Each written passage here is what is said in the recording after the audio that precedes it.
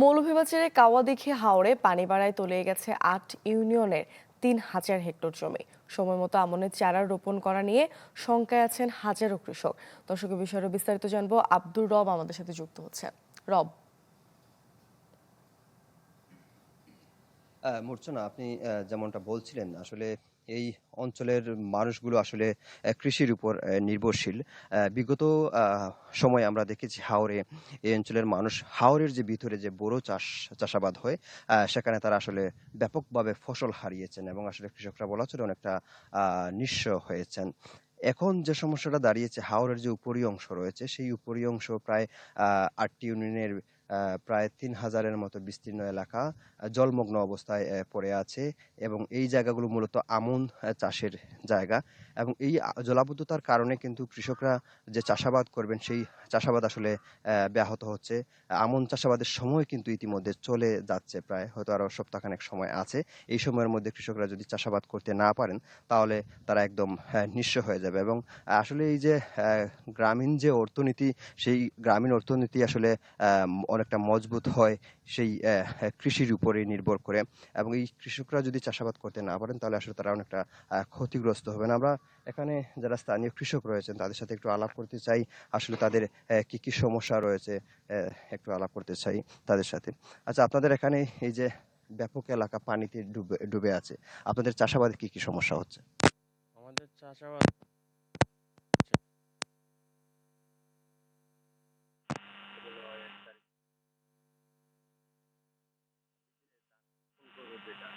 এটাও আমাদের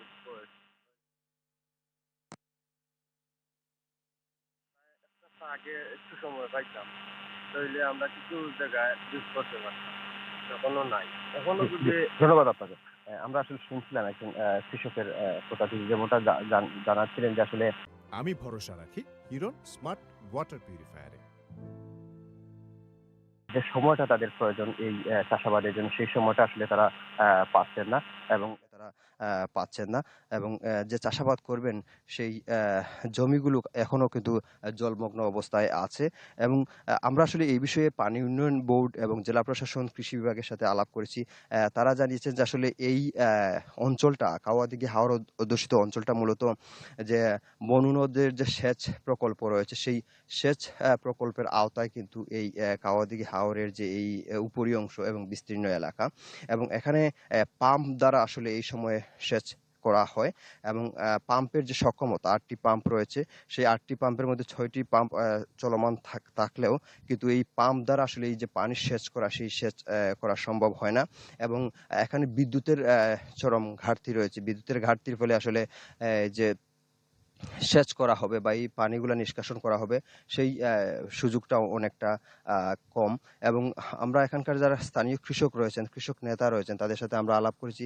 তারা জানিয়েছেন যে এই যে পানির যে দুরবস্থা, এই দুরবস্থা নিরসনের জন্য তারা আসলে জেলা প্রশাসনের বরাবর তারা আবেদন করেছেন, স্মারকলিপি দিয়েছেন এবং পানি উন্নয়ন বোর্ড, কৃষি বিভাগ সব জায়গায় তারা আসলে আলাপ করেছেন এই পানি নিষ্কাশনের ব্যাপারে, কিন্তু কর্তৃপক্ষ আসলে তেমন কোনো সাড়া দেননি বা এই পানি কবে নাগাদ কমবে সেই আশ্বাসটুকু আসলে কৃষকরা পাচ্ছেন না। ফলে কৃষকরা এক ধরনের দুশ্চিন্তায় আছেন, কারণ তাদের এই ফসলের উপর নির্ভর করেই তারা আসলে এই যে চাষাবাদের উপর নির্ভর করে তাদের পরিবার চলে, তাদের যে আয় ব্যয় সবকিছু, সামাজিক অনুষ্ঠান সবকিছু এই চাষাবাদের উপর চলে। আমরা এখানে একজন কৃষক নেতা এবং কৃষকও রয়েছেন, ওনার সাথে একটু কথা বলতে চাই যে এই যে পানির যে দুরবস্থা, এই দুরবস্থার কারণে আসলে কৃষকরা কি পরিমাণ ক্ষতিগ্রস্ত হচ্ছেন।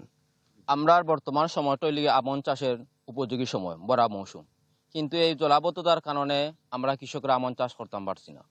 বিশেষ করে একদিকে চারার বয়স চলে যার, কিন্তু সংশ্লিষ্ট কর্তৃপক্ষের কাছে আমরা বারবার স্মারকলিপি দরখাস্ত করিয়া কোনো ফায়দা পাইছি না।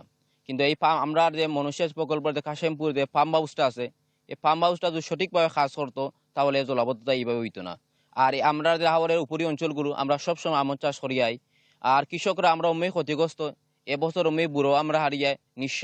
আর বর্তমানে আমনের উপরে যে আমরা ভরসা করছিলাম, এই আমন চাষও নিয়ে আমরা অনিশ্চিত আছি। তাই আমরা কৃষকরা বড় দুশ্চিন্তা দিন কাটাইছে। জি, জি, ধন্যবাদ আপনাকে। আমরা আসলে শুনছিলাম একজন কৃষক কথা।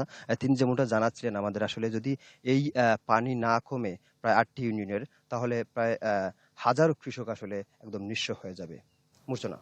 রব, আপনাকে ধন্যবাদ। দর্শক, মৌলভীবাজার থেকে যুক্ত হয়েছিলেন আমাদের সাথে আব্দুর রব।